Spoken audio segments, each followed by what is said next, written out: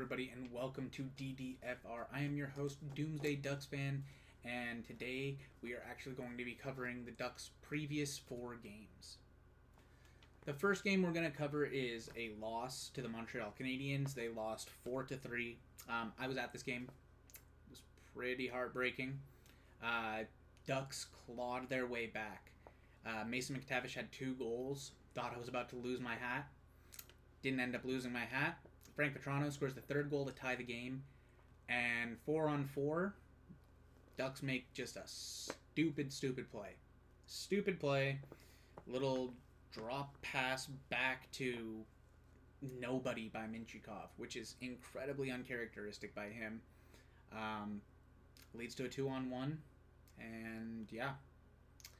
There was only like 1 goal in that game where Gibson maybe should have had it. Yeah, that one was heartbreaking. Ducks did what they have been doing at the beginning of the season, where you go down early, come back, try and win. Didn't work. Didn't show up on time. They didn't show up on time. Didn't show up until the 2nd period, and yeah, no, that was a rough game. That was a rough game. It felt like hope and then torn away immediately. And it didn't help that 2 days later, Black Friday, matinee game, they lose 5-2 in the first freeway face-off of the season to the LA Kings, and Ducks didn't really have a chance. They had their show run the entire game. They didn't show up on time, didn't show up the entire game. They showed up in the 3rd period because they scored, but other than that, they weren't there. They weren't playing. Nobody on that team was playing that game, man. It was horrible. Like, Silfverberg has been the only one who looks like he's actively trying every single game recently, and that's kind of concerning, considering that he's on the back 9 of his career, man. He's on the back 3 of his career. Like, there's rumors that after this season, he's going over to Europe. Like, I hope not, because I like him as a leader on the team. But, yeah, it could happen.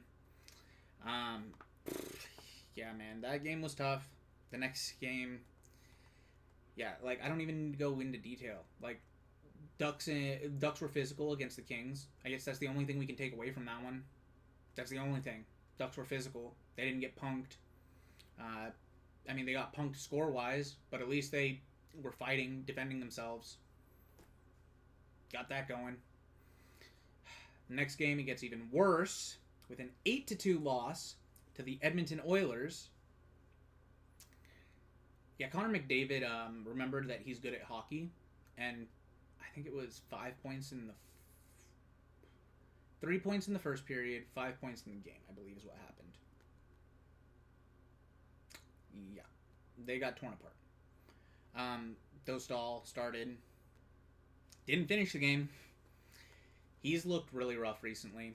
I really hope he finds his game again. Gibson's looked good. Even in relief, he let in a few goals. Wasn't really his fault. Radko Gudas went down that game with an injury. And the next game after that, the Canucks game, Ilya Lyubushkin went down with an injury while Radko Gudas was out. So it's been just a comedy of oof the past few games. But sticking with the Oilers game, I mean, this was just horrendous, man. This was a game that I just genuinely wanted to turn off. It looked like last season.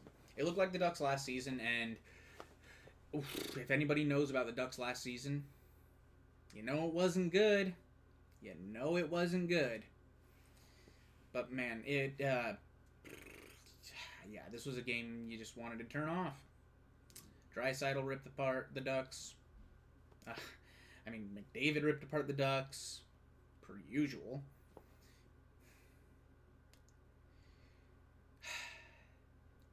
The good news is the Vancouver game was a little bit more hopeful. They actually showed up from the start of the game in Vancouver. They went down 1-0, but they showed up at the start of the game and played the entire game. They tied the game in the 2nd period, not the 3rd period. Like, it didn't take them the entire game to get going offensively. They had their chances, Demko played really well. You take a penalty with just a little bit of time left.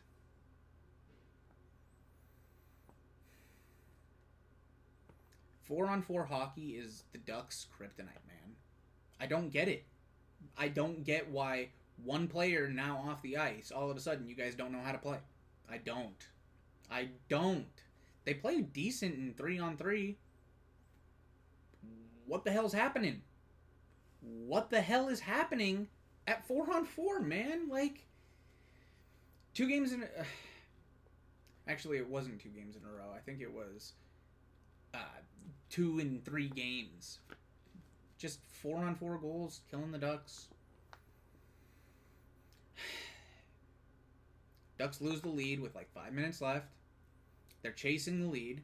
They have good chances, and then they take a penalty again to end the game. Look, I get that you don't want the puck to get out of the zone. It's better that the puck gets out of the zone because you have a better chance to defend against it. You hook in the offensive zone with the goalie pulled. I don't know what you're thinking. Penalties have been killing this team. Not just penalties, just stupid plays, bad changes. The team just is out of sync, man. I don't get it. Like, they need Zegras back. They need Drysdale back. Good news on that front. They're skating. So they're back on the ice and skating. Hopefully within the next few weeks here, they'll start making a push to get back into the lineup. But Pat Verbeek said it's still uncertain, so got that. Well, even with the Ducks looking decent throughout the game in Vancouver, here's the issue. The one goal they scored. Ryan Strome. Guess what goal that is for him on the season? The first one. In the 22nd game of the season, Ryan Strome scored his first goal. It wasn't his 22nd game. He missed a game due to illness. But it was the Ducks' 22nd game, and he scored 1. I'm sorry. If your name is Frank or Mason, you don't have to carry the entire scoring on your back. Well, I'm sorry. You do have to. You shouldn't have to. The rest of the team needs to start showing up. Leo's going to start playing more. Zegras and Drysdale are skating. So that's good. Hopefully within the next few weeks they start practicing. Man, this team needs help offensively, and recently, until the Vancouver game, they looked really, really, really suspect on defense as well.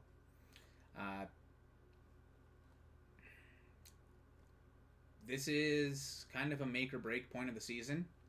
If the Ducks want to have any shot at getting into a wild card spot, you need to start winning games. If you don't start winning games, then you're still looking at a rebuild, and that's fine. Probably means Henrique is gone. Might mean Silfverberg's gone. Who else is expiring? I think Brock McGinn might be expiring. It's not going to be a whole bunch of turnover, but if the players in the locker room like Adam Henrique and they like Jakob Silfverberg, I would start winning. It's as simple as that. All right, looking forward to the Ducks' next game. I'm recording this the day of their next game. So when this goes up, it'll be like an hour or two before the Ducks actually play their next game.